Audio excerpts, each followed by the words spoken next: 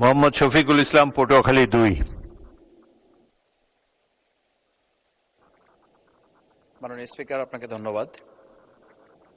মাননীয় মন্ত্রীর কাছে আমার একটু জানার বিষয়, সেটি হচ্ছে আমরা গতকালকেই দেখলাম যে আমাদের একজন সম্মানিত জাতীয় সংসদ সদস্য জ্বালানি সংগ্রহ করতে গিয়ে তিনি কিছুটা অসম্মানিত অবস্থার মধ্যে পড়েছেন।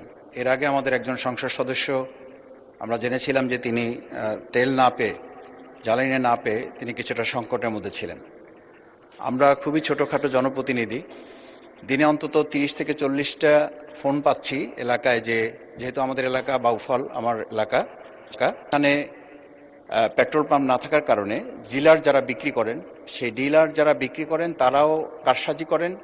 এই কারসাজি যারা করেন তারা দোকানগুলো বন্ধ করে দিয়ে নিজেদের বাড়িতে বিক্রি করেন। সেখানে যখন ম্যাজিস্ট্রেট যান, বাড়িতে তারা কেউ থাকেন না। তো এই জায়গায় আমি লক্ষ্য করছি যে আজকেও সম্মানিত বিদ্যুৎ এবং জ্বালানি মন্ত্রী যে কথা বলেছেন, সেটার সাথে আমাদের এলাকাগুলোর পরিস্থিতির তো কোনো মিল নেই। প্রশ্ন করুন মাননীয় সদস্য, প্রশ্ন করুন। এই প্রশ্নটা হচ্ছে এই যে আজকে আমরা এটাও জানতে পেরেছি যে রাত 8টার মধ্যে বাণিজ্য কেন্দ্রগুলো বন্ধ করে দিতে বলা হচ্ছে। তো এই পরিস্থিতিতে বিশেষ করে আমার বাউফল এলাকা পটুয়াখালী 2, এই এলাকায় যে জ্বালানির সংকটে একটা উত্তপ্ত পরিস্থিতি তৈরি হচ্ছে, এই পরিস্থিতি উত্তরণে মন্ত্রণালয়ের সম্মানিত মন্ত্রী কি ধরনের পদক্ষেপ গ্রহণ করছেন? মাননীয় মন্ত্রী।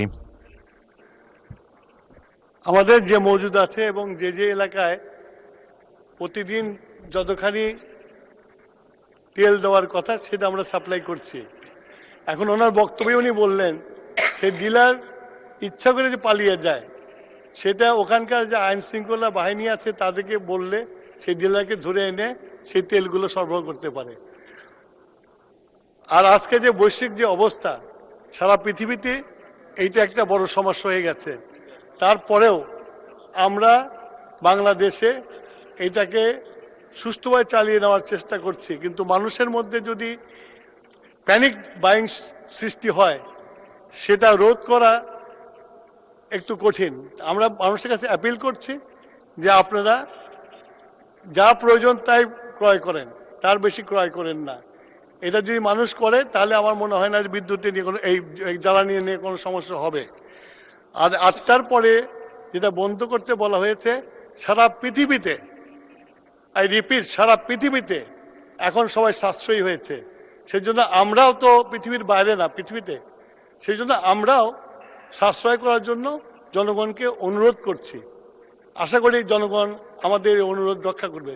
মাননীয় স্পিকার, ধন্যবাদ।